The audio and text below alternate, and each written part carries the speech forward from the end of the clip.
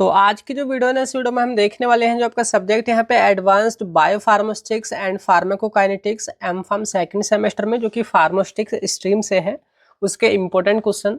तो यहाँ पे देखिए जो क्वेश्चंस रहेंगे वो इस तरीके से रहेंगे कि अगर आपने कुछ भी नहीं पढ़ा है, तैयारी नहीं हुई है, और अगर आप इन क्वेश्चंस को पढ़ करके चले जाते हैं तो आप यहाँ पे अच्छे नंबर से पास हो सकते हैं। तो आज के इस वीडियो में आपको सारे क्वेश्चंस बताने वाला हूँ, जिससे आपको ये पता चलेगा कि भाई कहाँ से क्वेश्चन ज़्यादा इंपॉर्टेंट बन रहे हैं, कैसे आपने सिलेबस को कवर करना है। ठीक है, बाकी इनका जो कंप्लीट सॉल्यूशन है वो आपको फार्मेसी वाला ऐप पर मिल जाएगा। तो बने रहेगा वीडियो में एंड तक। तो करते हैं इस वीडियो को स्टार्ट, पर उससे पहले गाइज मेरा नाम है सहरुद्दीन खान और आप देख रहे हैं अपना यूट्यूब चैनल फार्मेसी वाला। तो सबसे पहले तो देखिए मैं आपको यही बता दूं कि जो एम.फार्म सेकंड सेमेस्टर है फार्मास्यूटिक्स का, उसका जो बैच है स्टार्ट हो चुका है फार्मेसी वाला ऐप पर, जहाँ पे जो भी मैं क्वेश्चन अभी आपको दिखाने वाला हूँ इनका कंप्लीट सॉल्यूशन या और भी जो सब्जेक्ट है उनका जो कंप्लीट सॉल्यूशन है वो आपको वहीं मिल जाएगा। तो आप बैच में ज्वाइन कर सकते हैं। उसके लिए क्या करना है, सिंपली गूगल प्ले स्टोर पर जाकर के सर्च करना होगा फार्मेसी वाला ऐप को, आपने इंस्टॉल कर लेना है एंड लॉगिन और रजिस्टर करने के बाद आपको कई सारे सेक्शंस दिखेंगे। तो अपने एम.फार्म के सेक्शन पे जाना है, उसमें अपने स्ट्रीम फार्मास्यूटिक्स पे जाना है एंड उसका जो सेकंड सेमेस्टर है उसमें जो बैच चल रहा है वहाँ पे जाकर के ज्वाइन कर लेना है। तो इस तरीके से आपने यहाँ पे ज्वाइन करना है। तो बात करें तो देखिए यहाँ पे जो क्वेश्चंस रहेंगे आपके वो इस तरीके से रहेंगे ताकि जो आपका लेंथी सिलेबस है वो कम टाइम में यहाँ पे कवर हो जाए।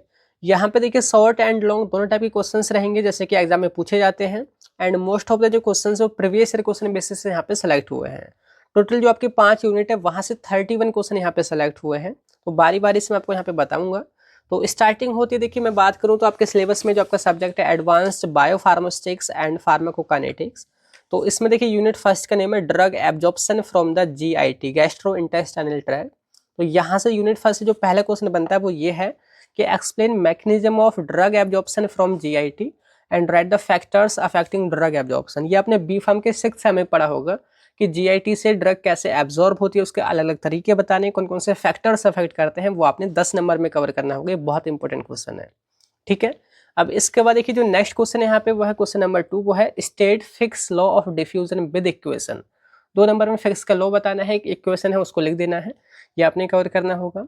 नेक्स्ट यहाँ पे एक्सप्लेन पीएच पार्टीशन थ्योरी, या उसको पीएच हाइपोथेसिस भी बोलते हैं, partition hypothesis of drug absorption, और उसके कुछ लिमिटेशंस हैं वो भी आपने कवर करनी है। 7 नंबर में क्वेश्चन बहुत इंपॉर्टेंट है यहाँ पे। तो यहाँ पर है pH partition theory of drug absorption. ठीक है, इससे पहले GIT क्या है, GIT का मैकेनिज्म एब्जॉर्प्शन का फैक्टर कौन कौन से अफेक्ट करते हैं वो यहाँ से है। ठीक है, नेक्स्ट क्वेश्चन यहाँ पे कि एक्सप्लेन ये तो हो ही गया। नेक्स्ट है define dissolution and dissolution rate with Noyce-Whitney equation and right the factors affecting dissolution rate of drug. ये भी क्वेश्चन काफ़ी इंपॉर्टेंट हो जाता है कि भाई डिसोल्यूशन क्या है और डिसोल्यूशन रेट क्या है, उसको जो नोएस-व्हिटनी इक्वेशन है उसके साथ में आपने बताना है, और उसको कौन कौन से फैक्टर्स अफेक्ट कर रहे हैं डिसोल्यूशन रेट को, वो भी आपने कवर करना है। तो 7 या 10 मार्क्स में क्वेश्चन बनता है। तो यहाँ पर देखोगे Noyce-Whitney equation and drug dissolution and factors affecting drug dissolution rate. ठीक है, तो इस तरीके से क्वेश्चन आपने कवर करना होगा। तो ये 3 यहाँ पे आपके लॉन्ग इंपॉर्टेंट क्वेश्चन हो गए। आगे बाकी के यहाँ पे शॉर्ट क्वेश्चन बनते हैं, जैसे कि ये कि define permeability solubility charge state. इसका क्या मतलब है, इससे आप क्या समझते हैं, आपने शॉर्ट में 2 नंबर में कवर करना है। देखिए यहाँ पर है परमेबिलिटी सोल्युबिलिटी चार्ज स्टेट। ठीक है, नेक्स्ट क्वेश्चन यहाँ पे कि define pH microclimate and mention significance of intracellular pH environment.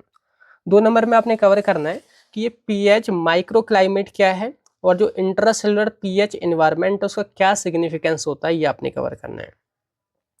ठीक है, नेक्स्ट क्वेश्चन यहाँ पे कि define tight junction complex. 2 number में ही यहाँ पर है टाइट जंक्शन कॉम्प्लेक्स। तो इस तरीके से टोटल आपके इस यूनिट से 7 क्वेश्चन बनते हैं, जो कि बहुत इंपॉर्टेंट है, आपने इनको कवर करके जरूर से जाना है। ठीक है, अब यहाँ पे देखिए यूनिट सेकंड आपके यहाँ पे स्टार्ट होती है। देखिए पहला क्वेश्चन यहाँ पे बनता है define bio availability and discuss the factors affecting drugs bio availability. 7 number में देखिए यहाँ पर है introduction, biopharmaceutical factors affecting drug bio availability. तो ये क्या है और उसको कौन कौन से फैक्टर्स अफेक्ट कर रहे हैं वो आपने बताना है। ठीक है, 2 नंबर में ये क्वेश्चन आता है कि रेट लिमिटिंग स्टेप क्या होती है ड्रग एब्जॉर्प्शन की। तो what are the rate limiting steps in drug absorption, 2 number में कवर करना है। ठीक है, next write the significance of drug release testing. Drug release testing क्यों की जाती है, तो यहाँ पर है देखिए आपका आगे चल के ड्रग रिलीज टेस्टिंग तो क्यों की जाती है और इसका क्या सिग्निफिकेंस है वो आपने बताना है। ठीक है, आगे नेक्स्ट क्वेश्चन जो कि यहाँ से बनता है वो है write compendial methods and alternative methods of dissolution testing. 2 number में मेंशन करना है सिर्फ आपने कि कंपेंडियल मेथड कौन कौन से हैं, अल्टरनेटिव मेथड कौन कौन से हैं डिसोल्यूशन को टेस्ट करने के लिए। तो यहाँ पर देखिए सिलेबस में है आपके compendial methods of dissolution, alternative methods of dissolution testing. Next question यहाँ पे व्हाट इज IBIBC, जिसकी फुल फॉर्म है in vivo in vitro correlation and describe the different levels of IBIBC। तो ये जो है 7 नंबर में क्वेश्चन बनता है, कई बार 2 नंबर में ये सिर्फ डेफिनेशन भी आ जाती है कि क्या है IBIBC, ये आपने अच्छे से कवर करना है।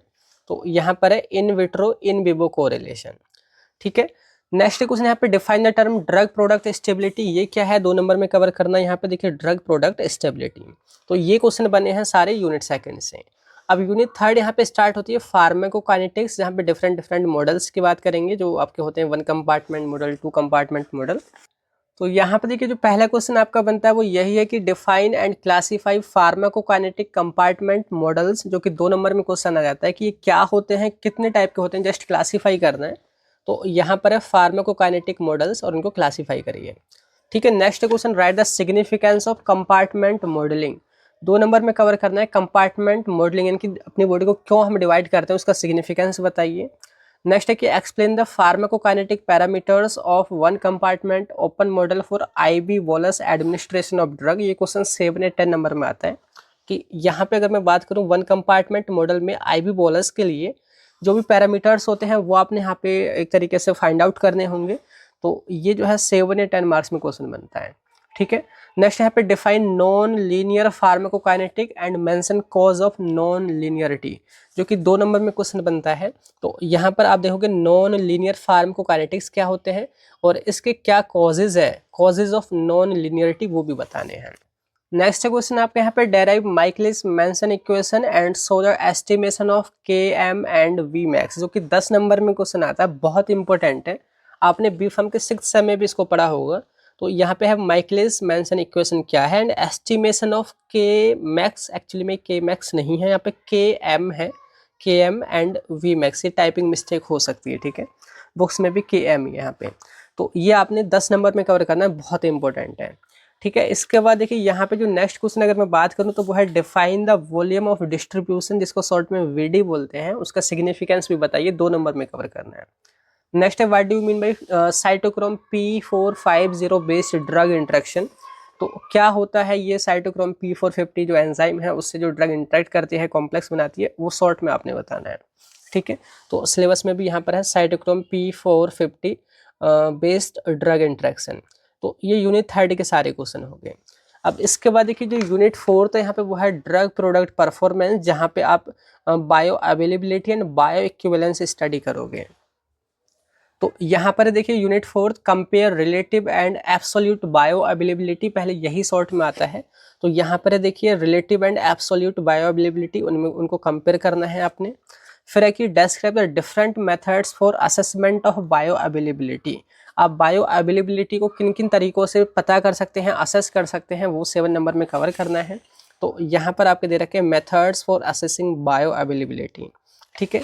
नेक्स्ट क्वेश्चन जो कि बहुत इंपॉर्टेंट बन जाता है यहाँ पे वो है what are bioequivalence studies and explain study design and crossover study design, जो कि 7 नंबर में क्वेश्चन आता है। यहाँ पे बायो इक्विवेलेंस स्टडीज एंड यहाँ पे आपने डिस्क्राइब करना है study designs and crossover study design, ठीक है। एंड इसके बाद देखिए शॉर्ट में क्वेश्चन आएगा BCS क्लासिफिकेशन क्या होता है, यहाँ पे दे रखा है बायोफार्मास्यूटिक्स क्लासिफिकेशन सिस्टम, जिसको शॉर्ट में BCS बोलते हैं। तो ये 2 नंबर में कवर करना है। एंड इसके बाद देखिए नेक्स्ट क्वेश्चन यहाँ पे डिफाइन जेनेरिक बायोलॉजिक्स, या जिनको हम बायोसिमिलर ड्रग प्रोडक्ट्स भी बोलते हैं, वो आपने 2 नंबर में बताने हैं विद एग्जाम्पल। तो सिलेबस में देखिए यहाँ पर आपको मिलेगा बायोसिमिलर ड्रग प्रोडक्ट्स, या जिनको हम जेनेरिक बायोलॉजिक्स भी बोलते हैं, ठीक है। एक और क्वेश्चन है शॉर्ट में वो है mention clinical significance of bio equivalence studies, bio equivalence studies क्यों कर रहे हैं, उसका क्लिनिकल सिग्निफिकेंस बताइए 2 नंबर में। तो यहाँ पर है clinical significance of bio equivalence studies. तो इस तरीके से ये सारे क्वेश्चन हो गए आपके इस यूनिट 4 से। अब यहाँ पे लास्ट में जो यूनिट है वो है एप्लीकेशन ऑफ फार्माकोकाइनेटिक्स, आप इसको कहाँ कहाँ अप्लाई करेंगे फार्माकोकाइनेटिक्स को। तो पहला है मॉडिफाइड रिलीज ड्रग प्रोडक्ट के बनाने में, तो यहाँ पे विद एग्जांपल इसके डेफिनेशन शॉर्ट में कवर करनी है कि क्या है मॉडिफाइड रिलीज ड्रग प्रोडक्ट। ठीक है। Next write the pharmacokinetics and pharmacodynamics of biotechnology product. जो भी प्रोडक्ट बायोटेक्नोलॉजी का यूज करके बनाए जाते हैं उनकी फार्माकोकाइनेटिक्स एंड डायनेमिक्स आपने जो है यहाँ पे बतानी है। तो यहाँ पर है देखिए pharmacokinetics and pharmacodynamics of biotechnology drugs. ठीक है। नेक्स्ट क्वेश्चन यहाँ पे देखिए डिफाइन इम्यूनोथेरेपी। इम्यूनोथेरेपी क्या होता है, शॉर्ट में 2 नंबर में कवर करना है। वैक्सीन के अंदर इम्यूनोथेरेपी यहाँ पे दे रखा है। ठीक है। आगे देखिए लास्ट में यहाँ पे 2 क्वेश्चंस और हैं आपके। क्वेश्चन है देखिए right the method of preparation and applications of monoclonal antibodies. ये क्वेश्चन शॉर्ट में 2 नंबर में डेफिनेशन में आ जाएगी मोनोक्लोनल एंटीबॉडीज क्या होते हैं, बाकी 7 नंबर में ही बनता है। अगर आपको याद हो तो इससे पहले जो सब्जेक्ट आपका मोलिकुलर फार्मास्यूटिक्स, वहाँ भी ये क्वेश्चन आ रहा है, बहुत इंपॉर्टेंट है। तो वहाँ कवर करोगे तो यहाँ भी कवर हो जाएगा। तो यहाँ पर मोनोक्लोनल एंटीबॉडीज, इनका प्रिपरेशन वगैरह आपने करना है। लास्ट में है ओलिगोन्यूक्लियोटाइड्स। ये क्या है देखिए, उनका सिग्निफिकेंस आपने बताना है। Write the significance of oligonucleotides. ठीक है। तो ये 2 नंबर में कवर करना है। और इस तरीके से टोटल जो 5 यूनिट्स है वहाँ से 31 क्वेश्चन सेलेक्ट हुए हैं, जिनका सोल्यूशन आपको कंप्लीट फार्मेसी वाला ऐप पर मिल जाएगा। तो यही था आज के इस वीडियो में। बाकी फिर मिलते हैं किसी नेक्स्ट वीडियो में, तब तक के लिए bye bye, thank you, have a nice day.